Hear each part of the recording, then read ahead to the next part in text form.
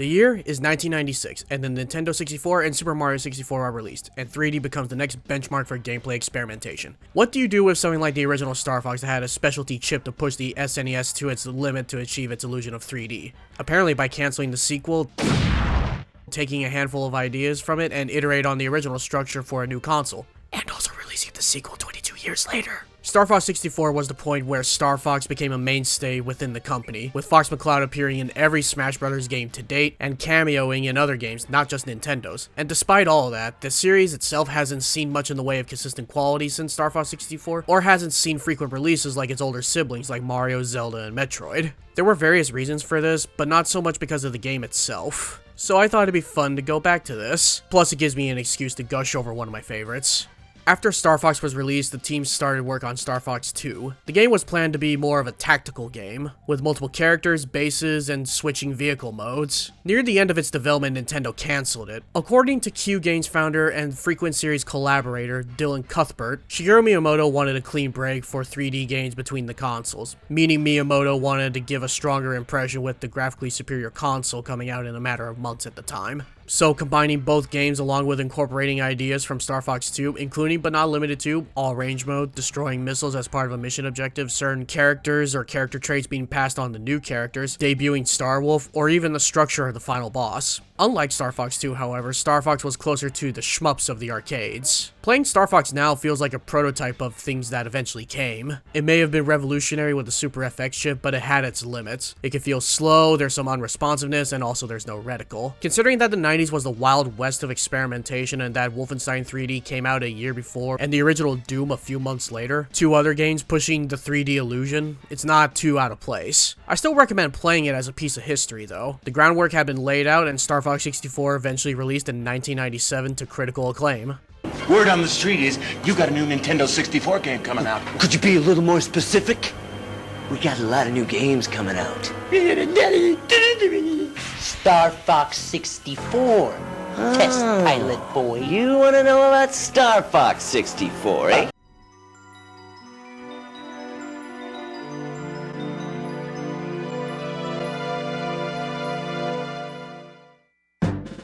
Despite the technical complexity of its origin, Star Fox 64 is simple to sum up. It's a 3D on-the-rails arcade shooter with varying paths of difficulty, all of which begin and end on the same planet, Corneria and Venom respectively. The consistent goal in all the levels is to make it to the end, rack up as many points as possible, and hopefully mitigating potential flubs and damage for team members. You have your basic shooting, which can be upgraded by power-ups, gained by either being in the open or achieving little micro-challenges that the player discovers on their own. A charge shot that may not be all that great from the offset, but it's arguably the best way to rack up points in the game. Not only for lock-on and splash damage, there's also a little under-the-hood trick the developers put in, commonly coined as charge unlock shots, or CUS for short. This is where the test of skill really is. If your unlocked charge shot hits an enemy, it'll actually give out 2 points instead of 1. With this in mind, and that there are a lot of enemies that are designed to appear in groups, racking up points can get pretty ridiculous. It encourages the kind of mentality and design philosophy in games like Gradius or Galaga, where the core of the game is so polished to the point that playing it over and over again to get harder, better, faster, stronger, and to best yourself is the appeal. Especially since there are score quotas for the levels to get medals. It's emblematic of an age that's passed away, but still survives in niche communities like speedrunners and a smidgen of dedicated franchises like Devil May Cry. And all the aforementioned mechanics are taught subtly in the first level. Good luck.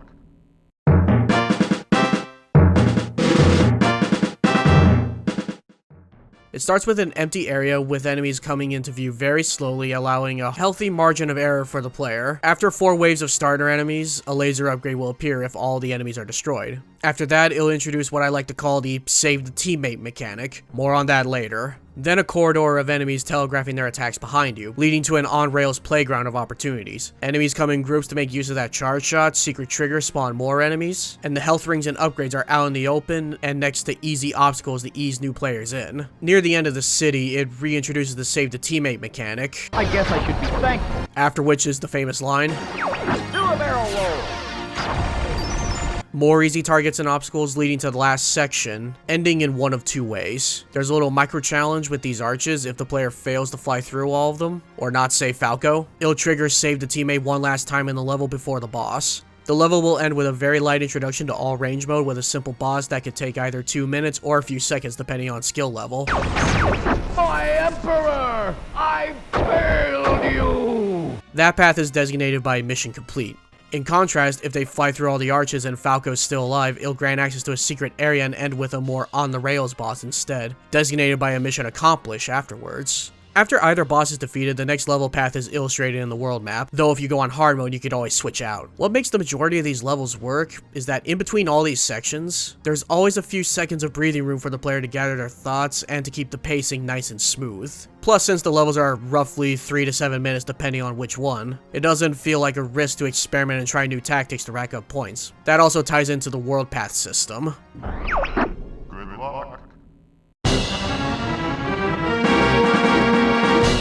There are 3 paths: an easy path, a medium path where it can turn easy or hard depending on the 5th stage, and then hard mode. The artistry isn't so much the paths themselves, but what the player can do with the paths. Half the planets have at least 2 ways of finishing the mission based on player action, like in Corneria. They determine if the player is raising the difficulty or not, or just staying where they are, or even going back to easy. These micro challenges can sometimes mean going through arches, getting a certain score count, finding the warp, or fulfilling the level's own micro-challenges. In Zonus, the difference between mission accomplished and mission complete is not getting spotted by the searchlights. There are a lot of them and you have to deal with that and the regular amount of enemies and obstacles the level brings. These micro-challenges keep the levels fun and interesting and flowing. This also leads to several possibilities of route combinations. You can go from hard to medium, then hard again, start easy, go straight to hard in one jump. Producer Shigeru Miyamoto's favorite route is going from hard, medium, easy, then hard again, and ending on hard. And it also covers sectors X, Y, and Z. Ha ha ha. My personal favorite is what I like to call the Goldilocks route. Stay on easy, beat Starwolf and Fortuna, then medium with Solaire,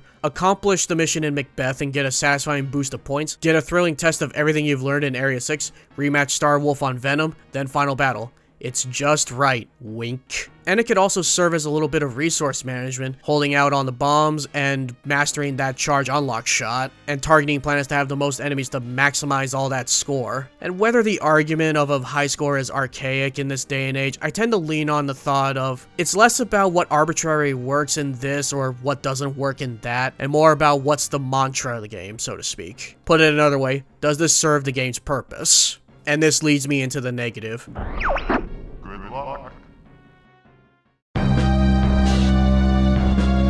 As much as I could go on about the greatness of this game, and even the little things like how in the somersault animation you can still do the barrel roll and it rarely wrestles control away from you, there are still some things about the gameplay that don't work. Specifically the save the teammate mechanics. Aside from being a requirement to gain medals in each level, and the occasional assists in select levels like in Area 6 and the easy version of Venom, where teammates will actively help you, there are a lot more inconveniences than benefits. From the ceaseless character barks, Hey Einstein, I'm on your side! trying to save them while friendly fire's on, which makes things especially frustrating if the whole level's all range mode, like in Katina. Going back to Corneria, it gets a lot of things right, but this part not so much. It expects you to save them immediately because these specific enemies are relentless. Their bullets might have been turned up just for this mechanic. In Falco's case, if you don't do anything about the enemies, he'll just straight up evacuate. Peppy in the easy route loses about half his health if you're not fast enough. I'm not saying that there shouldn't have been consequences, but there's a line between introducing a new element for the player to consider and dropping it on them with high expectations, especially for the first level. Which leads me to my last thing. This game would have been so much better if it had a level select, especially since the game is all about trying to beat your high scores, learn new paths, and getting better in individual levels. It would have been a win-win. It's not like level selects were an out there concepts. The hub world and world maps in Mario games come to mind. I suspect it was sticking close to the shmup formula at the time. Good luck.